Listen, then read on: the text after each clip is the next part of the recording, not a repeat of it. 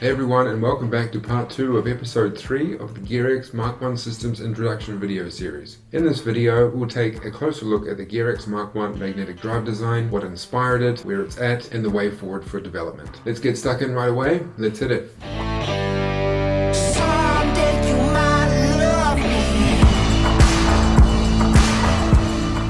Welcome back. In part 1 I introduced you to a small group of individuals and companies who are currently engaged in magnetic drive technology. And these examples could be pathways for future collaboration of Gearx magnetic drive development. In this group I mentioned the grandfather of magnetic drive technology, Howard R. Johnson, whose research is the basis for the Gearx Mk1 magnetic drive system. The reason why I listed his design as an avenue for potential collaboration, although he is no longer with us, is because I currently only have limited access to his research. If that were to change, it would enable myself and others to speed up development of the Gearx Mk1 magnetic drive. I can't speak for Howard, but one would only hope that he would want this. Who wouldn't? So what have I learned so far from what I've had access to? 3 profound observations stuck out the most. Firstly, he and his close associate used an early CNC machine with a Gauss meter attached to its tool head. They used this machine incrementally to map the flux field strengths of upright dipole magnets. They then took this data and used it to create a relief map, vector graph, which looks similar to a topograph. What they discovered is, in my opinion, remarkable. Both north and south poles are simultaneously present at each magnetic pole. However, they are just present in different strengths. This means that the standard model that were all shown at primary school with iron filings or grass seeds show us an incomplete picture of magnetic fields being produced by dipole magnets. And that's not all. What I also found to be profound from reading Howard's research is by compressing a major magnetic flux field at one pole of a magnet, you inadvertently strengthen the field at the opposing pole. Think of this like squeezing a water balloon at one end, where the pressure expands the balloon at the opposite end. This is the basis for understanding the shaping of flux fields, which is essentially the physical function of a Hohlbach array. We're not going to go into depth with Hohlbach arrays today, but suffice it to say they are a great way for packing complex flux fields into small or confined spaces. The next item that stuck out to me in Howard's research was his dipole arc magnet design. This, combined with his linear magnetic propulsion designs, which one could argue are primitive Hohlbach arrays, I found this to be a good starting point for a design for the Gearx Mk1 magnetic drive system. Many of the specifics of his research are unclear, which have produced inconclusive results for myself up until now, but one thing is certain. If his design for magnetic linear propulsion was successful, then wrapping it into a loop is also possible. In a previous episode,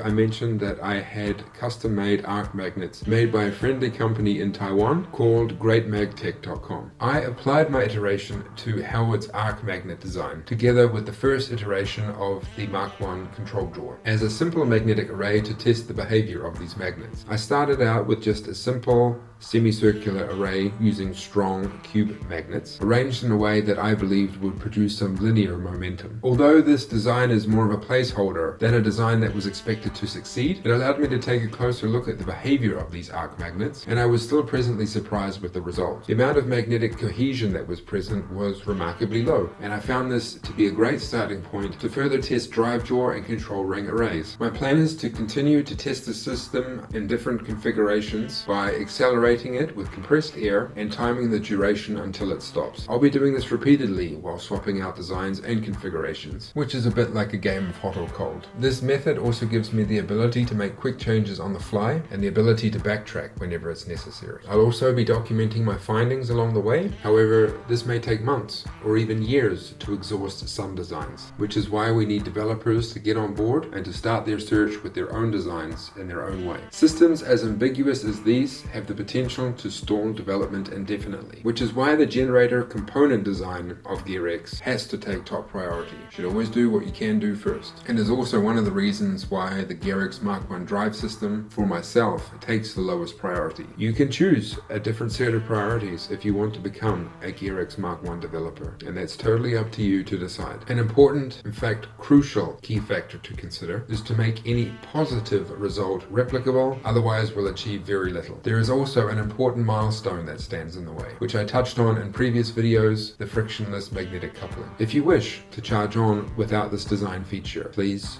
feel free. However, it will mean that you will end up with mechanical friction between the stator and rotor, which may or may not be the difference in energy or efficiency between success and failure, simply because we don't know how much free energy we will be able to capture with this design in its current state. Also, something worth consideration, Gearx needs to be service-free, which makes the frictionless magnetic coupling a high priority from a first principles standpoint. For now, it will be my number one focus until it is achieved, and we're already halfway there with the Z-axis control dialed in. It would be a waste to abandon such a cool and crucial feature partway through its development. So, this was the third and final episode of the Gearx Mk1 Systems Introduction video series. The series was a lot of fun to make, I learned a lot, but it was also very time consuming, and I want to thank you for your patience and support. From here on out, you'll see a little bit less video content from me, so that I can focus more on Mk1 development, but I'll continue to share regular updates with test videos. Once the generator portion of the Mk1 design is complete, I'll make a how-to series for the full Mk1 assembly. Please bear in mind that I have other commitments too, which not only include keeping a roof over my head and food on the table, as well as accelerating the world's transition to sustainable